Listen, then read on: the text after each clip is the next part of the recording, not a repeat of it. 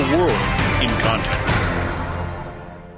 Earlier this hour, we told you about the expansion now of that pet food recall. It certainly has a lot of people concerned. Some people now are starting to make their own pet food at home. The cookbooks are shooting to the top of bestseller lists. Joining me now is the author of Real Food for Dogs. Arden Moore is with us. Arden, good to see you. And Cleo, I should point out, who's a little pup. That's right. A Bichon Frise mix. Good to see you, Arden. You know, that sounds like a lot of work. I was reading from one pet owner today who said he spent 5 hours on Sunday putting together food for the week. Does it have to be a lot of work, and how do you do it? No, absolutely not. That's why my book, Real Food for Dog, I know that none of us can be 24-hour canine chefs.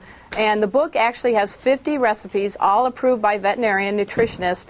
But the best part of it is 2/3 are actually edible for people, too. Really? So it makes it a time and a money saver. And it tastes good? And the other nice... Oh, my gosh. I have a bowl of marvelous meatballs that people drool for. People drool, not just dogs. How do people feel about That's eating dog food or cat food? Well, see, the nice thing is all these are real healthy foods. I mean, we're talking ground sirloin, cheddar cheese, so it's people food made so that it's good for people and dogs, too. Can it be dangerous, though, if you don't know what you're doing, and there are certain foods that are harmful and deadly, even? That's right. In my book, Real Food for Dogs, we have a whole section of the doggy no-no foods. Oust the onions, stay clear of raw bones, avoid sushi, no to chocolate. So yes, we wrote the book with the idea of having the vet nutritionist on board. I feel very safe about our recipes. Arden, I'm sure you've heard from a lot of people it's really confusing in the midst of this pet food recall. What's your advice for owners on what they should do?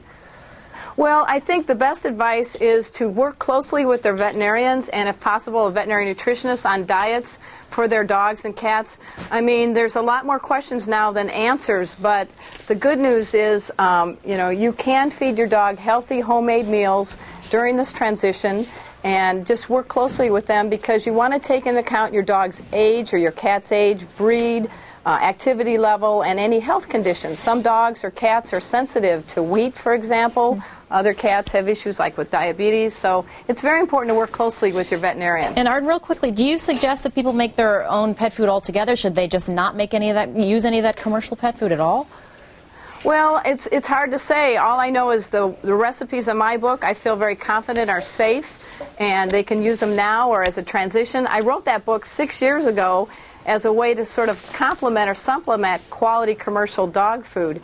And as you know, the way to a dog's heart is through their belly, like Cleo. And I used the marvelous meatballs actually as a way to hone in good doggy manners and things like that. In my next book, the dog behavior book, we talk all about how you use healthy treats like marvelous meatballs. Arden Moore, the author funny. of Real Food for Dogs. Actually, does sound a little bit tempting. Good to see you, Arden. Thank you. There you go. Bon appetit. Thanks.